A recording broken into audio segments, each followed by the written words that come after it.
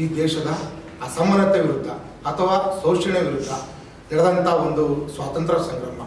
ಯಾಕಂದರೆ ಎಂತಹ ಯುದ್ಧಗಳನ್ನು ಕೂಡ ತಾವು ನೋಡಿರ್ಬೋದು. ಮಣ್ಣಿಗಾಗಿ ಯುದ್ಧಗಳು ನಡೆದವೆ, ರಾಜ್ಯಕ್ಕಾಗಿ ಯುದ್ಧಗಳು ನಡೆದವೆ, ಎಣ್ಣಿಗಾಗಿ ಯುದ್ಧಗಳು ನಡೆದವೆ. ಆದರೆ ಸ್ವಾಭಿಮಾನದ ಸಂಕೇತವಾಗಿ ಯುದ್ಧಗಳು ನಡೆದಂಥ ಇತಿಹಾಸ ಈ ದೇಶದಲ್ಲಿ ಯಾವ್ದಾರು ಇದ್ದರೆ ಅದು ಭೀಮಾ ಕೊರೆಂಗಾವ್ ವಿಜಯೋತ್ಸವ.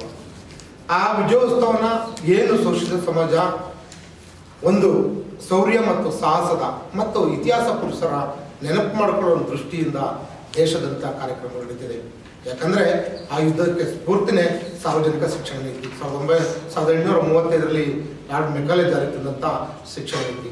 ಆ ಶಿಕ್ಷಣದ ಆಧಾರದ ಮೇಲೆ, ಸಾರ್ವಜನಿಕ ಶಿಕ್ಷಣದ ಆಧಾರದ ಮೇಲೆ ಸಾವಿತ್ರಿಬಾಯಿ ಫುಲೆ ನಿನ್ನೆಯನ್ನು ಅವರ 3ನೇ ತಾರೀಕು ಅವರ ಜನ್ಮದಿನಾಚರಣೆಯನ್ನು ಈ ದೇಶ ಆಚರಣೆ ಮಾಡ್ತಿದೆ. ಯಾಕಂದರೆ ಈ ದೇಶದ ಪ್ರಥಮ ಮಹಿಳಾ ಶಿಕ್ಷಕಿ ಅಂತ ಸಾವಿತ್ರಿಬಾಯಿ ಫುಲೆ ಇರ್ತಾರೆ. ಅವರ ಸಾವಿತ್ರಿಬಾಯಿ ಫುಲೆ ಅವರ ಶಿಕ್ಷಣದಿಂದ ಪ್ರೇರಿತರಾಗಿ ಬಾಬಾ ಸಾಹೇಬ್ ಅಂಬೇಡ್ಕರ್ ಅವರ ತಂದೆ ಆದಂಥ ರಾಮ್ಜಿ ಸಕ್ಪ ಅವರು ಕೂಡ ಶಿಕ್ಷಣ ಪಡೀತಾರೆ. ಆ ಶಿಕ್ಷಣ ಪಡೆದ ಪ್ರತಿಫಲವಾಗಿ ಬಾಬಾ ಸಾಹೇಬ್ ಶಿಕ್ಷಣ ಪಡೆದು ಈ ದೇಶಕ್ಕೆ ಅತ್ಯುನ್ನತವಾದ ಮತ್ತು ಬೃಹತ್ತಾದ ಎಲ್ಲರೂ ಹೋಗ್ತಕ್ಕಂಥ ಸಂವಿಧಾನ ಜಾರಿ ಮಾಡ್ತಾರೆ. ಅಂತಹ ಇತಿಹಾಸ ಇರುವಂತಹ ಒಂದು ಭೀಮಾ ಕೊರೆಗಾವ್ ವಿಜಯೋತ್ಸವವನ್ನು ನಾವು ಪ್ರತಿ ಬಾರಿನೂ ಆಚರಣೆ ಮಾಡ್ತಾ ಬಂದಿದ್ದು, ಈ ಸಲನೂ ಕೂಡ ಅದ್ದೂರಿಯಾಗಿ 8/1/2025 ತಾರೀಕು ಅಜತ್ ಪಾರ್ಕ್ನಲ್ಲಿ ಕಾರ್ಯಕ್ರಮ ಮಾಡ್ತೀವಿ. ಅದಕ್ಕಿಂತ ಒಂದಿನ ಮುಂಚೆ 7/1/2025 ತೊಗರಿಯಂಕಲ್ ಸರ್ಕಲಿಂದ ಬೃಹತ್ ಮೆರವಣಿಗೆಯೊಂದಿಗೆ ಒಂದು ರ್ಯಾಲಿ, ಬೈಕ್ ರ್ಯಾಲಿ ಮಾಡ್ತಾ ಇದ್ದೀವಿ.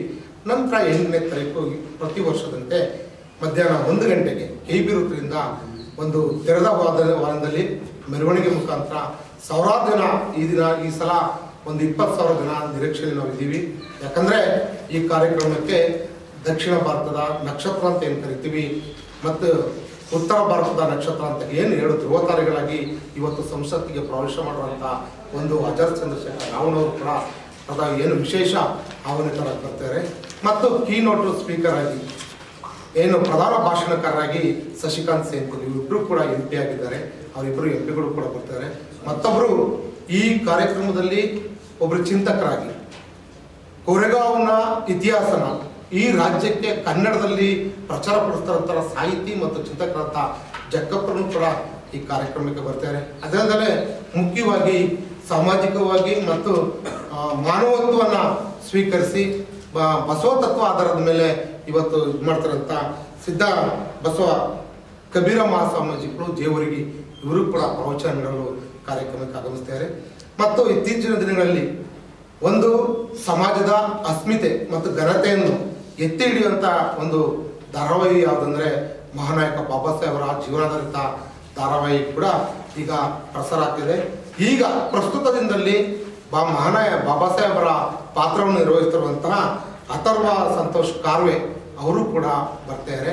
ಯಾಕಂದರೆ ಈ ಭೀಮಾ ಕೊರೆಗಾವ್ ವಿಜಯೋತ್ಸವ ಒಂದು ಶೌರ್ಯ ಮತ್ತು ಸಾಹಸದ ಸಂಕೇತವಾಗಿ ಮುಂದಿನ ಯುವ ಪೀಳಿಗೆಗೆ ಜ್ಞಾನ ಮತ್ತು ಅರಿವಿನ ಬೆಳಕು ನೀಡೋ ದೃಷ್ಟಿಯಿಂದ ಅಸಮಾನತೆಯನ್ನು ನಿರ್ವಹಣೆ ಮಾಡಿ ಸಮಾನತೆಯನ್ನು ಸೃಷ್ಟಿಸಬೇಕು, ಸಮಾಜದಲ್ಲಿ ಸಮಾನತೆ ಕಾಪಾಡಬೇಕು ಅನ್ನೋ ಉದ್ದೇಶದಿಂದ ನಾವೆಲ್ಲ ಸಂಘಟನೆಗಳು ಕೂಡ ಒಗ್ಗಟ್ಟಿನಿಂದ ಒಟ್ಟುಗೂಡಿ ಈ ಕಾರ್ಯಕ್ರಮವನ್ನು ಆಯೋಜನೆ ಮಾಡಿದ್ದೀವಿ. ಸುದ್ದಿ 18 ಸದಾ ನಿಮ್ಮೊಂದಿಗೆ.